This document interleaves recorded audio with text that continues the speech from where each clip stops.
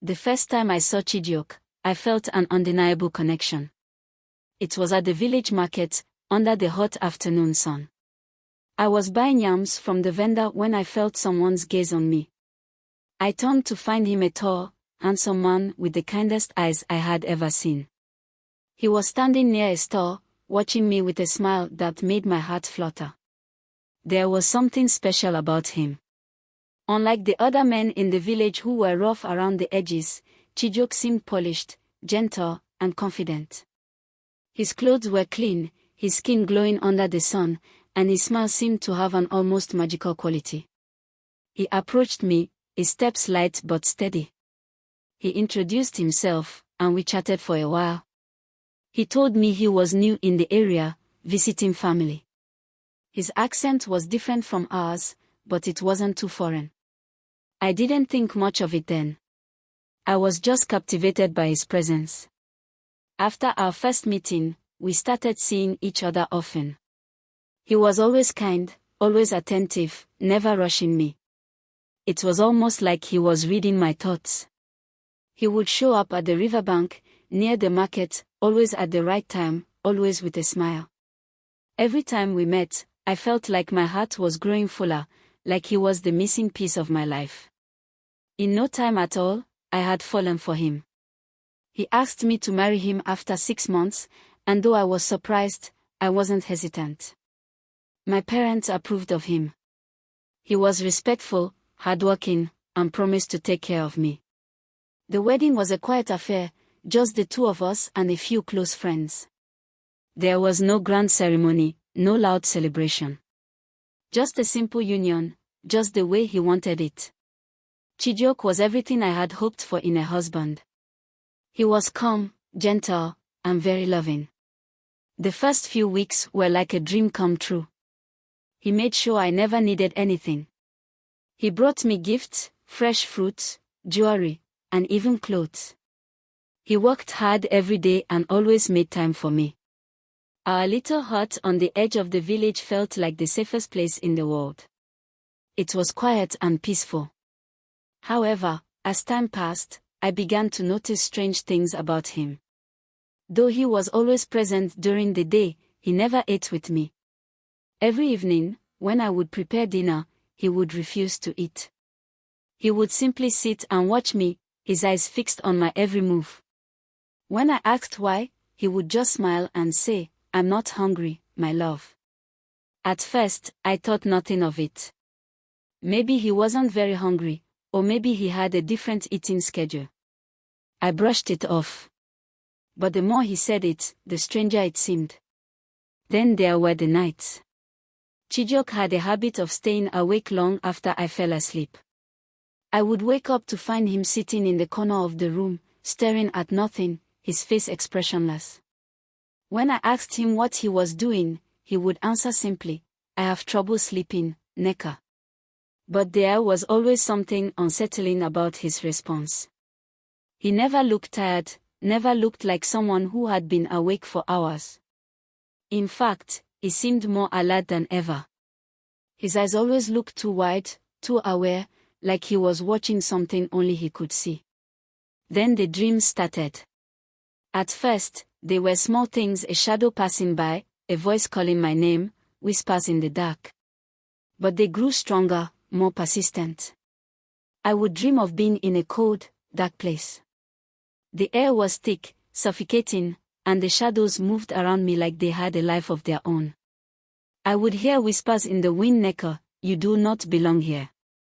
The words were so clear, so distinct, that it felt like someone was standing right beside me, whispering in my ear. I tried to shake off the dreams, telling myself they were just figments of my imagination. But one night, I woke up in a place I didn't recognize.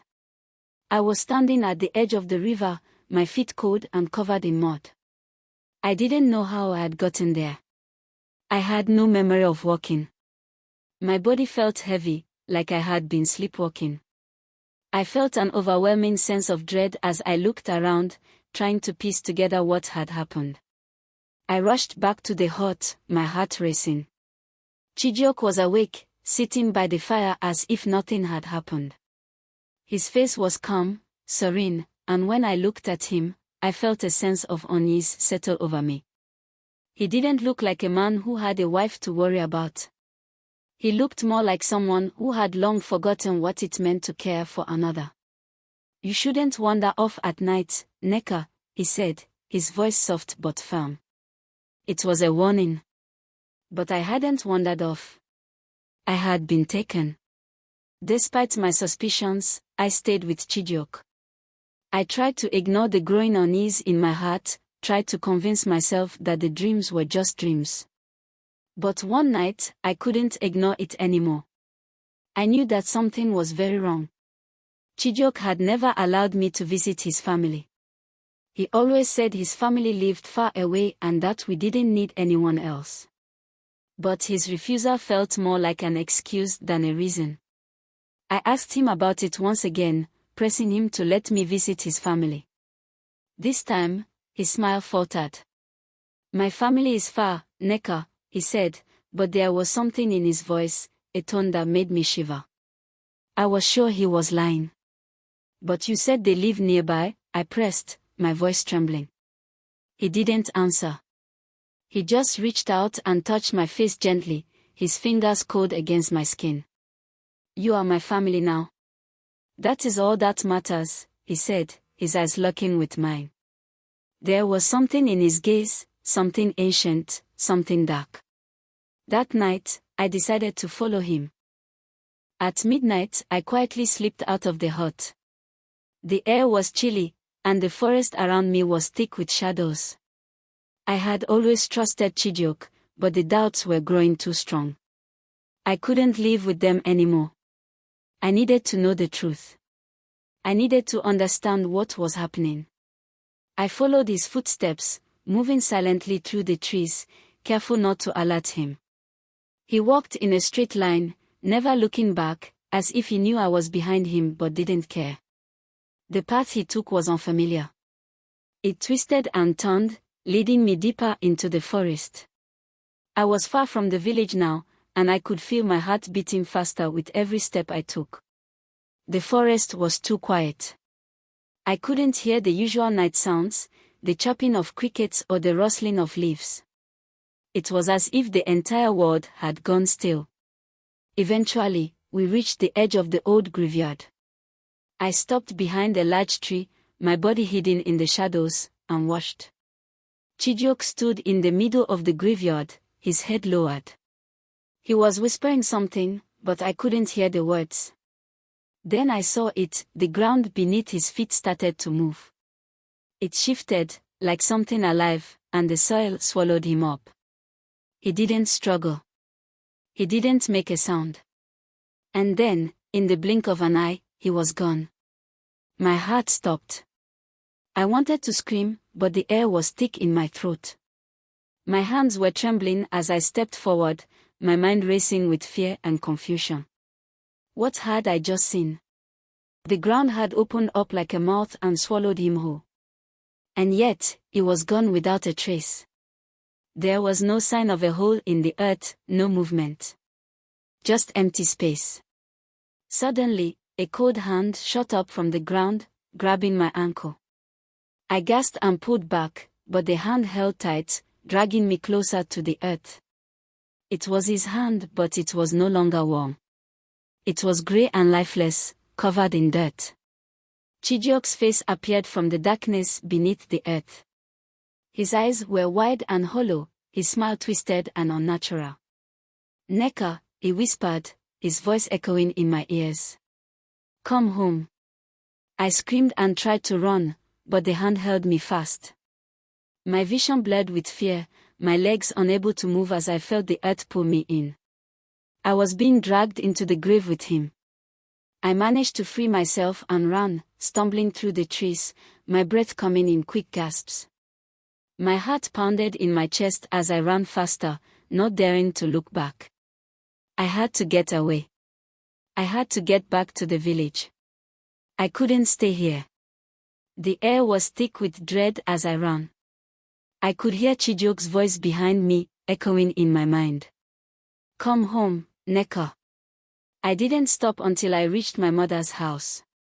I banged on the door, crying out for help. My mother opened it, her face filled with confusion. "What is wrong, my daughter?" she asked, seeing my terrified face. I collapsed into her arms, gasping for air. "Chijioke is not who he says he is." My mother's face went pale. She held me close, whispering softly as if she already knew the truth. "Neka, listen to me carefully." She led me inside, sitting me down on the mat. "Chijioke died many years ago." I stared at her, unable to comprehend what she was saying. "What do you mean?" "That's impossible. I married him." She took my hand, her eyes filled with sorrow. "He drowned in the river, my child. His body was never found, but his soul didn't leave. He has been coming back to claim people, especially women who wander too far into the forest." I could feel the blood drain from my face. No, that can't be true." My mother nodded. "It is true. The dead do not leave us unless they are called, and he called you." I couldn't speak. I was frozen, my mind racing. "Why me?" I whispered. "Because you were the one he chose," my mother replied. "He wanted you to be with him. He wanted to bring you back to his world, to claim you forever." I couldn't stop shaking. It was all too much to process. I had married a ghost, a dead man who had somehow come back from the grave to make me his wife. That night, we went to the village priest, and he prepared a ritual to sever the bond between Chijioke and me. He chanted over a calabash filled with white powder, and together we performed the rites. My heart was heavy, filled with fear, as the priest spoke ancient words I could not understand. The door to my mother's house slammed open. Chijioke stood there, his face no longer the handsome man I had married. His skin was a sickly gray, his fingers long and claw-like. His smile stretched unnaturally wide, and his eyes gleamed with a malevolent glow. The air turned freezing. "Neka," he said in a low, cold voice. "You cannot leave me." The priest threw the powder into the fire. The flames turned blue, and the room shook with an eerie force. Chijioke screeched, a sound like nails on a chalkboard, and the walls of the house trembled. I watched in horror as Chijioke shrieked and writhed, his body twisting unnaturally. The fire blazed higher, the smoke thickening. I thought I would suffocate. The priest's voice grew louder, his chanting more desperate. "Stay back, demon," he shouted. Chijioke's form started to shift. He seemed to melt into the shadows, his body elongating and stretching. His eyes were now like hollow pits of darkness. "You cannot escape me, Neka," he said, his voice a low growl. Then silence. When I opened my eyes, Chijioke was gone. The fire had died down, the smoke clearing. The room was silent. The priest collapsed, exhausted from the ritual, and my mother hurried to his side.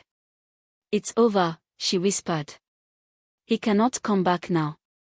But I wasn't sure. Even now, I still feel his presence sometimes like a shadow lurking at the edge of my vision. He might be gone for now, but I know deep down, he is still waiting. And one day, when... Thanks for watching. I hope you enjoyed the story. Please like, subscribe, and share for more amazing stories.